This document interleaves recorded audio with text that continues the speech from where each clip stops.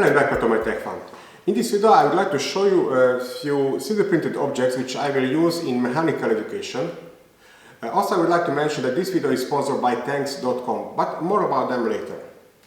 My name is Igor and I'm teaching basics of mechanical engineering here in University in Budapest.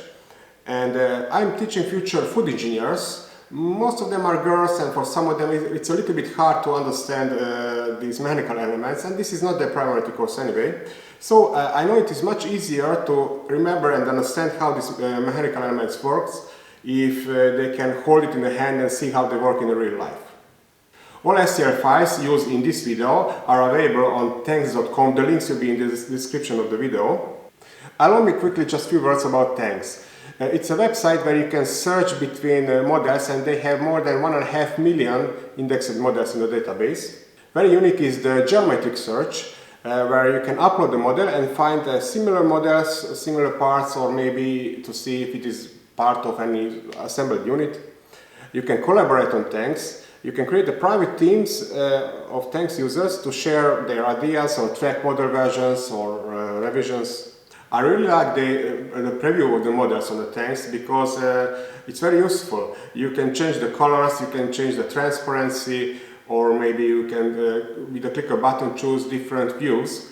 And also with another click a button you can create a snapshot, download the image of the current position of the model. And of course you can follow your favorite Thangs designers, and you can like or comment their works and similar. Okay, let's start with our objects. The first three is just for warm-up, and they're designed to explain the pitch and lead of the thread. So we have this screw here which has the pitch of 2 mm and the lead is 8 mm, and we have this bolt which has the pitch and the lead of approximately 1.25 mm. So what's the difference?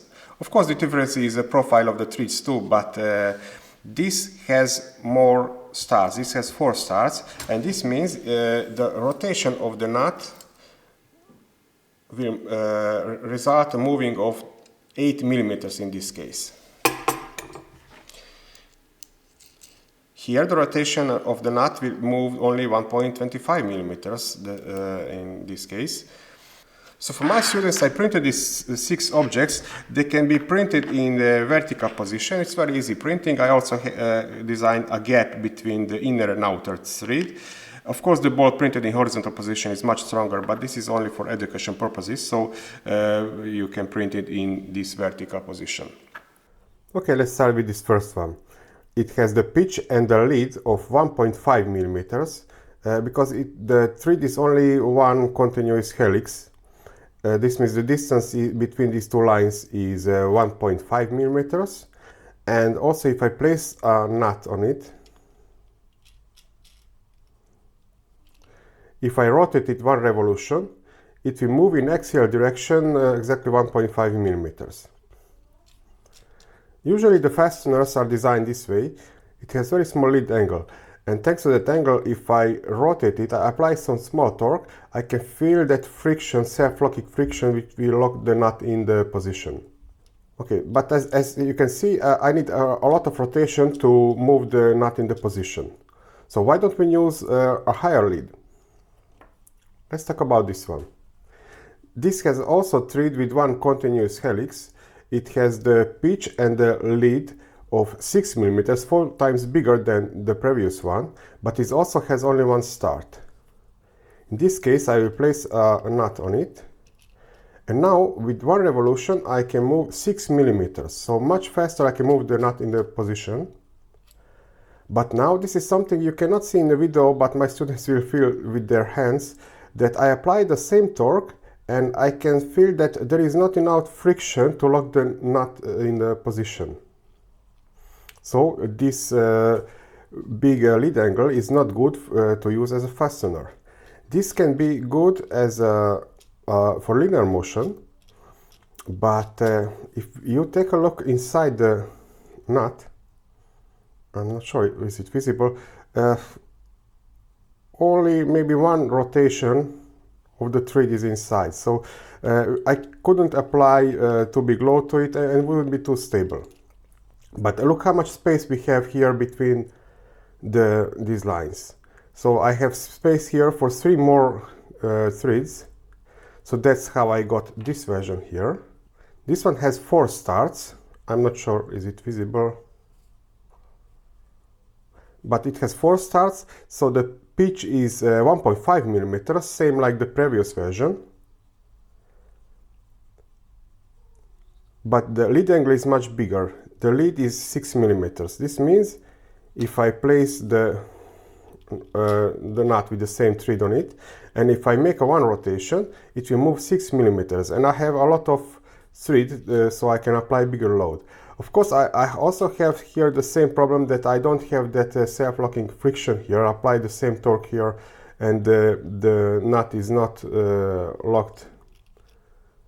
I don't have that friction, but for linear motion, this is a very good thread. The next object is designed to explain backlash of the thread. So I have here a trapezoidal thread. I think it is 16 mm in diameter. The bolt can be printed in vertical position. It is very hard, very big overhang if you see the profile of this thread, but since it is continuously, it is not only the overhang but partly a bridging, so you shouldn't have any problems with printing it in vertical position. These nuts, I tried this, I printed this one in vertical position and this one in horizontal position. And in the vertical position I had a lot of problems here where the thread starts. It's too big overhang and I have to fix it with a file a little bit or sandpaper. And it works now fine, but I recommend you to print it in horizontal position. This one is in horizontal position. It will be much stronger, and also, of course, you will need the supports, but the thread will be much cleaner. This is the main nut, and it's designed to have a very big backlash. I hope it will be visible on camera. If I move now the nut, you can see the backlash. It's moving up and down a little bit. Now, if you are using the bolt as a fastener, it doesn't matter. It will lock in the position and it doesn't matter the backlash. But if you are using this as a linear motion, like I don't know, in 3D printers, the Z-axis, or in those small CNC milling machines, the backlash may be the problem because we don't have the same position of the nut if it arrives from this side or from this direction. This is the anti-backlash nut. And of course I have it in from metal. Of course this is not the how you should mount it. I just store it in this position because spring is not compressed, but I want to show you how can you use it. Start with the first nut a little bit and then compress the spring so the second nut is locked with the first version, so you can see those teeth goes into each other. And where they're engaged, you can rotate it. And now this backlash works, but on this my students cannot see what is happening inside, so that's why I designed this version. Okay, let's go to the 3D printed version. So I have this first nut and I will insert the second one, but these must be engaged. But of course, with this, I still have that backlash. That's why we need a spring. I designed this one, which will simulate the spring. So I compressed it a little bit. And what is important, that these teeth must be engaged. These two nuts are pushed from each other. And I hope it will be visible on camera. Now, if you watch the orange and the gray thread, the orange thread sits on the left side of the gray thread. And in the green case, the green thread is now on the right side of the gray thread. So I don't have any backlash now. And it works until I don't apply bigger force than the spring. In that case, again, I have that backlash. I saw some those mini CNC milling machines which are advertised like they have the backlash nuts, similar like this one here. But it doesn't make any sense because the axial force in the CNC milling it will be much bigger than the strength of this spring. So that's definitely only a marketing information, but in real practice it will not work. If you want real precision sealing on those CNC milling machines, then you will need something like this. This is a screw with the bar bearings inside, so this is much precise. If you really want to avoid that backlash, then this is much better solution. The next object is designed to explain the backlash of the spur gears. Let's start with these two. With the spur gears, it is very important to be manufactured correctly. And of course it is very important if we know the modulus and the number of the teeth of the gears, the distance between them, the axial distance, is given. In this case I'm using M3 modulus 3 gears, and this has 16 teeth and this one 24. And I have a calculator on my website, you can use it. It has the distance must be exactly 60 millimeters. And in this case I designed a holder which is 60.5 millimeters, so I should have very big backlash in this case. Let's see it. If I hold one gear and I can move the other, and I hope it's visible, that's the backlash. If it transmits the power only continuously in one direction, it doesn't matter. But if it's used to control something, in that case maybe you cannot allow this backlash, because it depends the position of this spur gear, if this arrives from this position or from this position. So that's the backlash. Let's see one of the solutions to avoid this. This is the anti-backlash gear. So you can see this one, the thickness of this one is 5 mm and this one is 10 mm. And this will be the anti-backlash gear. Also the thickness is 5 mm. Okay, what's happening now? We still have that backlash. It will be much easier if I lock them in the position. I will design these washers. Then I will insert these M5 bolts.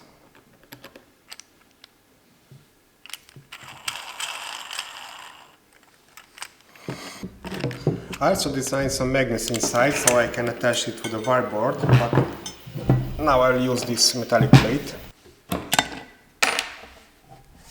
As you can see, it will stay in the position. Here, well, again we still have that backlash now, but now we have two gears here on this side, and if I rotate them in opposite direction, now I don't have any more that backlash. Of course, they will not stay in this position if I apply any load. Again, I lost that position and I have that backlash now. The industrial gears will solve this with a spring, but I don't have this small spring to insert inside. Instead, I will use this hair rubber. I will insert two bolts here.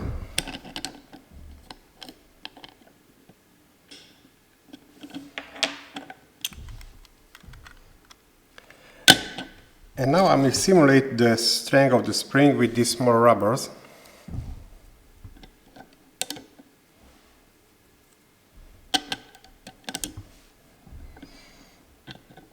And they pull the gears in this position. And as you can see now, I don't have that backlash anymore. And even if I apply some force load to the gears, that stays. Of course, this will work until the load is not bigger than the strength of the spring. So I will now apply a little bit bigger torque. As you can see now, I hope it's visible. It defeats the strength of the spring, or in this case this rubber, and I lost that anti-backlash function.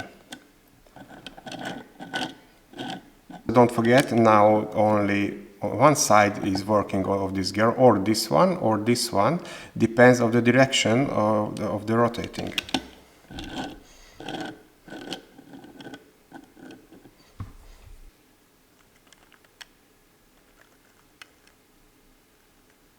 no more backlash until I don't apply too big load to the gears.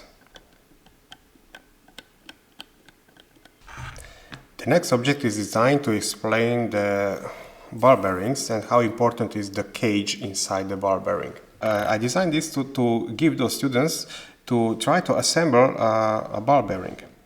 So we have the inner and outer ring, and this is the cage. Actually, I designed two versions with this one, but I will not use it. I can snap it together if I press it, but it is then permanent.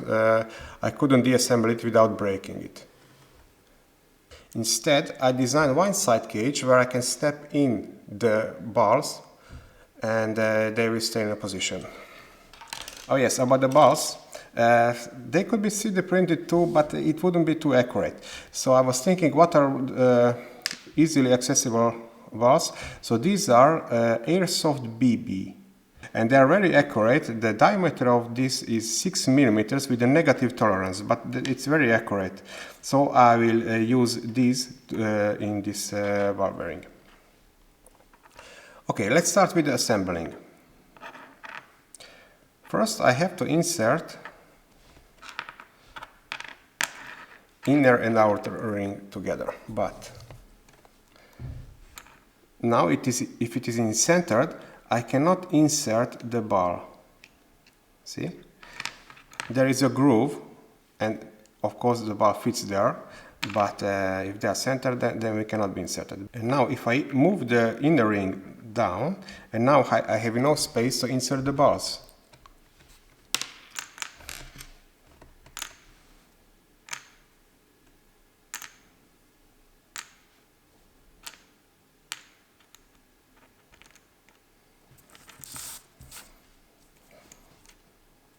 And now if I move the inner ring into center, the balls are now in the groove, but they will not stay there.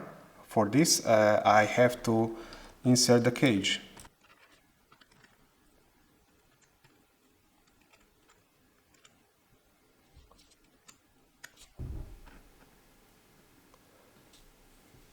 And now if I apply small force, they will pop into this groove in the cage.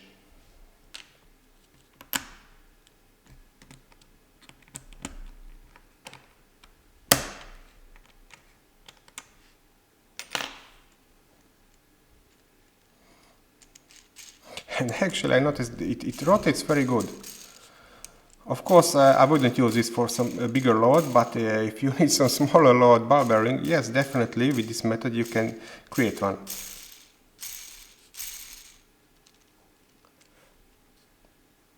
So that's why the cage is important with the ball bearings.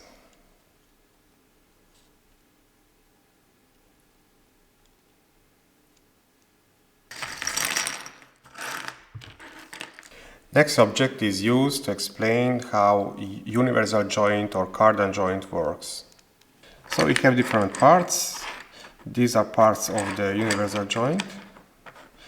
And this is some kind of shaft. You can 3D print or you can use any, I think it's 8 mm in diameter. And I will connect them with the M3 bolts from this side. And these are holders, and I will use these magnets. And I will lock them with these small screws in the position. Okay, so I can attach them to the magnetic whiteboard during the presentation. Okay, let's put this together. Let's start with these parts. I designed this for M5 bolts, but I noticed that it's a little bit hard because this has to be printed in horizontal position, and unfortunately this thread has to be cleaned with the tap tool. I will redesign this. The version you can find on thangs.com. You have to insert the screw nut M3 from this side, and for outer side you have to use the M3 bolt.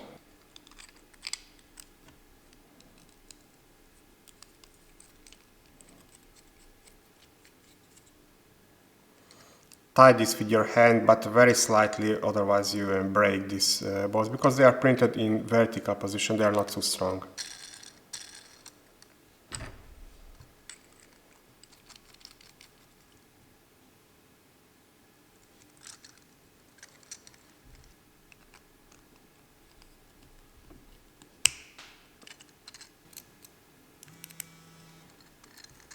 Let's prepare the holders. As I mentioned, I will use these magnets, but this is optional, you don't need these magnets.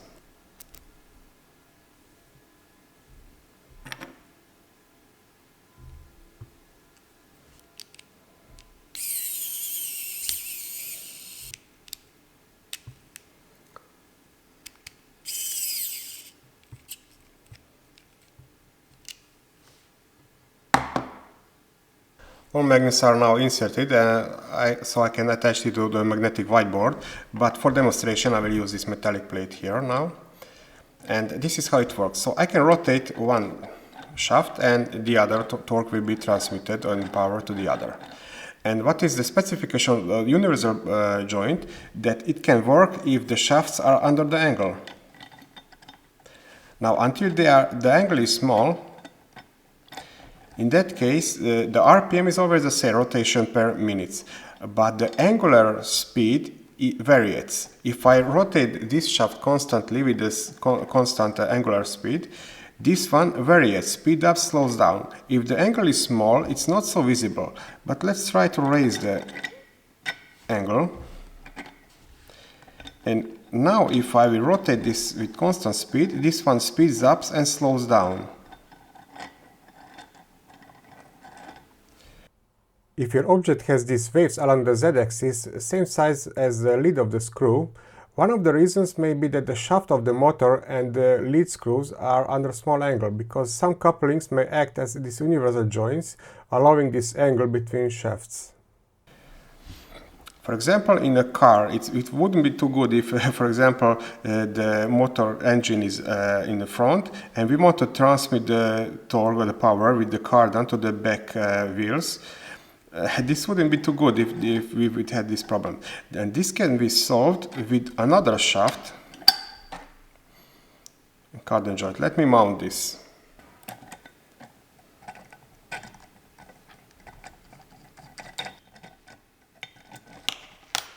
I don't have enough space on this metallic plate, so let's move to the whiteboard.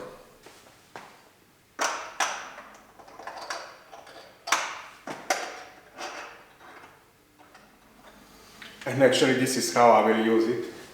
And now if I again set up that bigger angle here, and if the other shaft is parallel with this one, then we have constantly the equal angular speed too.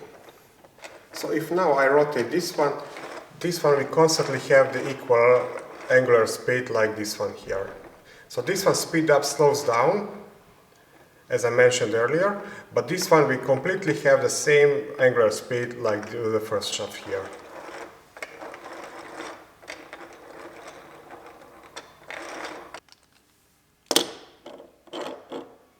And the last object in this video is the differential gearbox. Now this is the only design object which is not designed by me, but the user on the thangs is the 3D designer. I get the permission to redesign this because it was originally designed for the animation, but if I want to 3D print this, I need some gaps, clearance, and also I had to do some modifications because it cannot be assembled in that version how it was. Okay, so they are printed. First I will assemble it and then I will explain how it works. The printing is not easy. It took me approximately 16 hours until I print all parts, and I had to use a lot of supports. This means a lot of cleaning, so yes, this is not really optimized for 3D printing, but more for the animation. The first gear gets the power from the engine. And next is to insert the ring gear, but first I have to add these two shafts.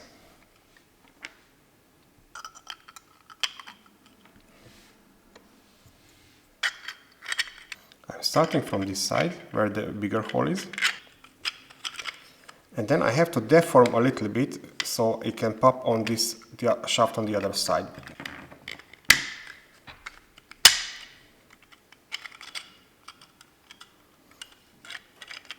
Now I can add the inner so-called sun gears.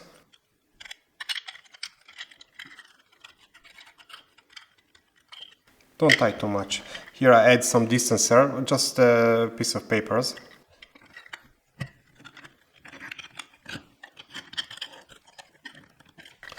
So it still moves freely on both sides.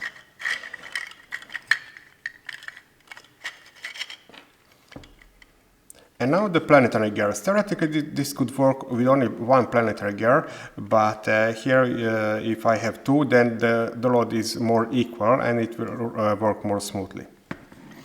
They are completely equal and they have to be locked with these bolts.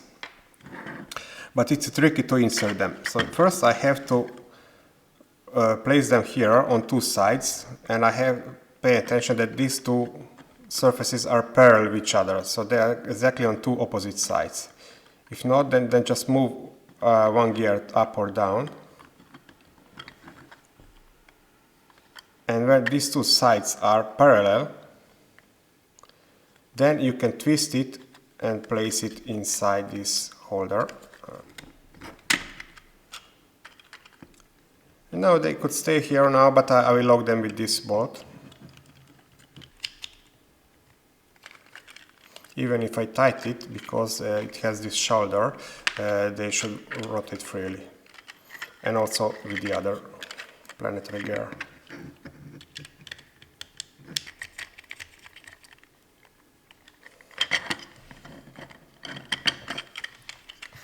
Okay, now let's see how it works. This shaft and gear gets the power, and it will rotate the sun gear here, the big one. And it will rotate the whole carrier. This gray is all in one piece. And here we have two sun gears where we have the shafts. And imagine these are, I don't know, wheels of the car here and here. And between them we have these planetary gears. And as I mentioned, it will work theoretically with only one, but with two it's more smoothly, the load spread. And now if I apply the torque here, both shafts, if imagine that the two wheels are on the ground and they have the same friction, so in that case the same torque will be applied to both wheels. If the car is making a curve, in that case two wheels cannot rotate with equal speed, otherwise it will be a very big slip on one side or the other. But even in that case, the power will be applied to these wheels, but one can rotate faster than the other. And even, for example, if one is in the air completely or on the ice, I can hold this shaft and I can rotate the power. So this one will rotate with double speed. And same in the opposite direction. So if this is locked and this is in the air or on the ice, I can rotate so the power is transmitted. And as you can see, now this is in one position, but this is rotating with the double speed. Okay, so I noticed that this is very hard to understand, but if they will hold it in their hand, the students, I believe they will understand it more easily. So those will be those 6 3D printed objects which I will use with my students in mechanical education. I'm very curious which one of these 6 is your favorite, and are there any colleagues who will also 3D print this for his students? And as I mentioned, all STL files are available at thangs.com, the links are in the description. Definitely worth to visit this site, it has a lot of very interesting features. Thank you for watching and happy printing!